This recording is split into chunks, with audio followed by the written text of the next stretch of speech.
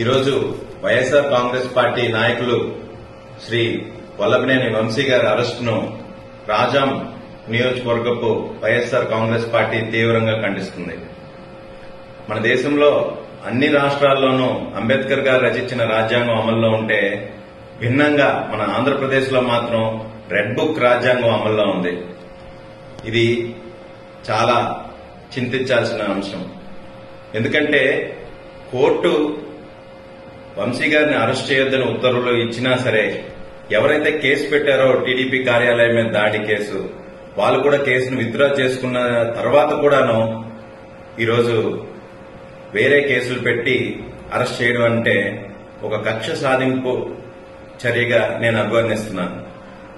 ప్రజాస్వామ్యంలో ఇలాంటి కక్ష సాధింపులు, అక్రమ అరెస్టులు, బెదిరింపులు వీటికి ఏంటికి కూడాను హింసకు తావు లేకుండా ఉండాలి.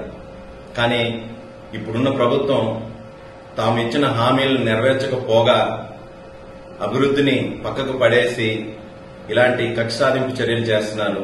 దీన్ని సామాన్య ప్రజలు కూడా తీవ్రంగా ఖండిస్తున్నారు.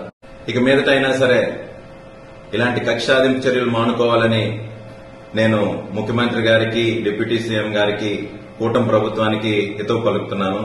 రానున్న రోజుల్లో మీరు రాష్ట్రాభివృద్ధి కోసం, అలానే ఆంధ్ర ప్రజల కోసం మీరు మంచి కార్యక్రమాలు చేపట్టండి.